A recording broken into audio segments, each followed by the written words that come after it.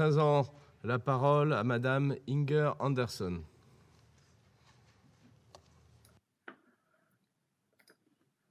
Thank you very much, Mr. President.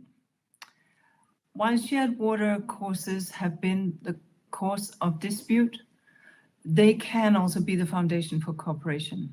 Indeed, well-planned hydraulic infrastructure on a shared river course can be the source of enhanced collaboration and need not be a zero-sum game. With integrated planning, damaging seasonal inundations can be prevented, energy can be traded, water storage can be optimized, and benefits can materialize both in terms of development and in terms of water optimization.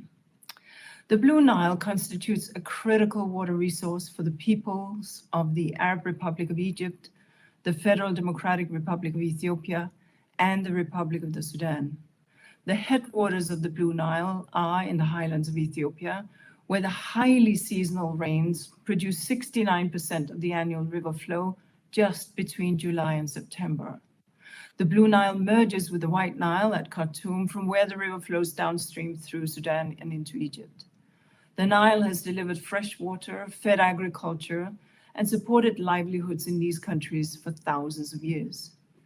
Since 2011, Ethiopia has been constructing the Grand Ethiopian Renaissance Dam, referred to as a GERD, on the Blue Nile. The GERD is a major hydropower project located in Ethiopia's Benishangul Gumuz region.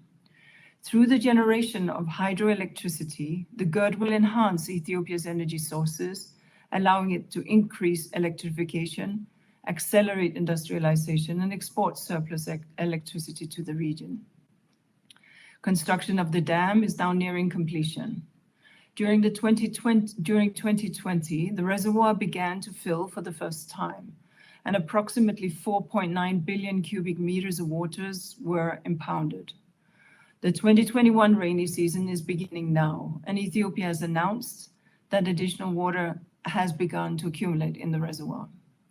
Mr. President, during this past century, the Nile riparian countries have developed infrastructure to regulate the river flow, to store water, to reduce flooding, and to supply agriculture and generate hydropower. While there are a number of dams in the Nile Basin, including smaller dams on the Blue Nile, I will here only mention the larger hydraulic infrastructure located in the Nile Basin in the three countries.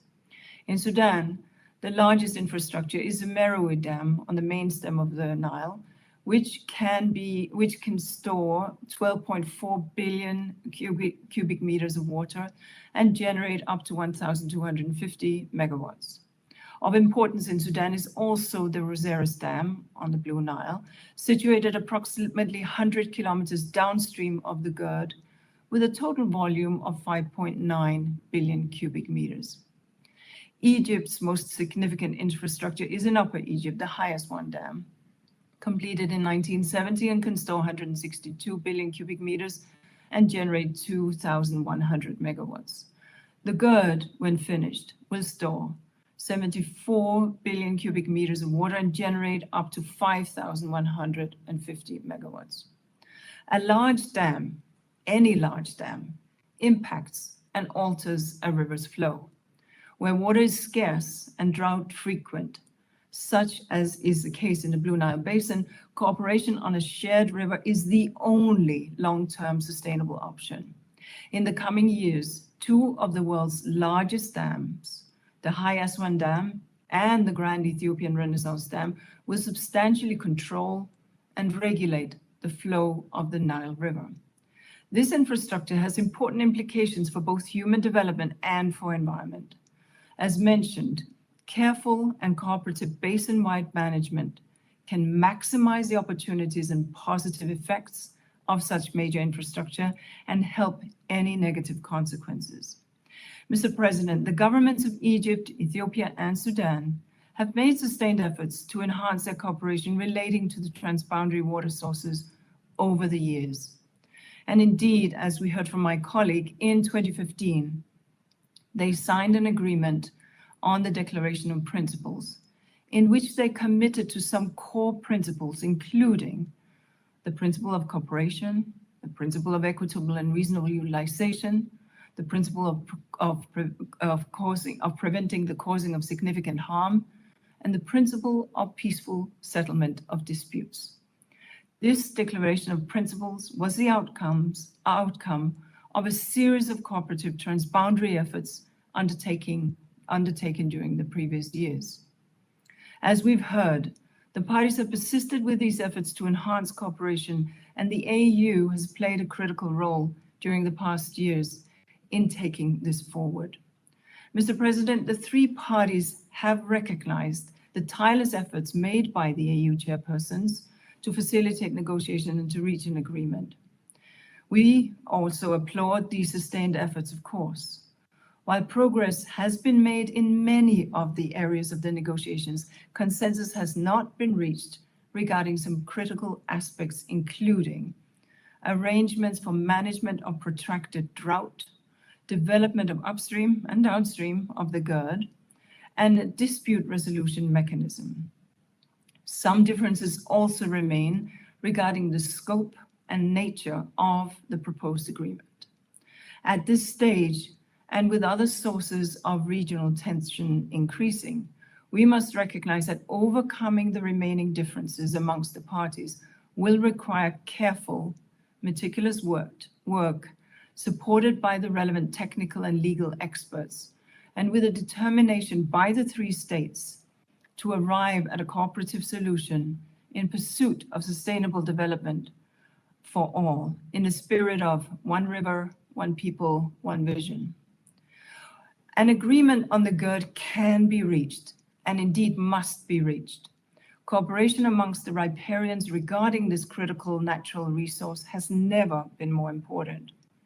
As the governments of Egypt, Ethiopia, and Sudan have all recognized, the countries are experiencing rising demand on the water resource, be it in terms of agriculture or in terms of energy demands.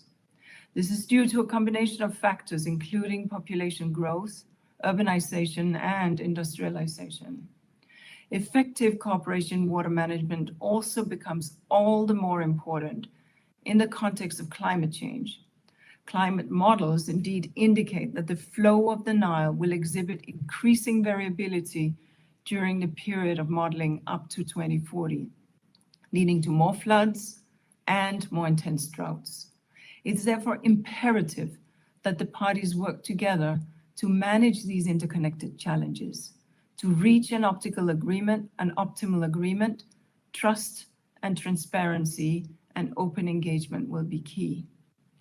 Mr. President, as we've heard, the United Nations remains ready to support Egypt, Ethiopia, and Sudan, and the African Union in their efforts to achieve an agreement on the GERD that is beneficial to all. Coordination around hydro infrastructure in this basin is critically important. When done right, and with strong political leadership by the riparian nations, it can provide a basis for deeper, mutually beneficial regional cooperation around shared natural resources, which would enhance sustainable development and peace. Thank you, Mr. President. Je remercie Madame Inger Andersen de son exposé et je donne maintenant la parole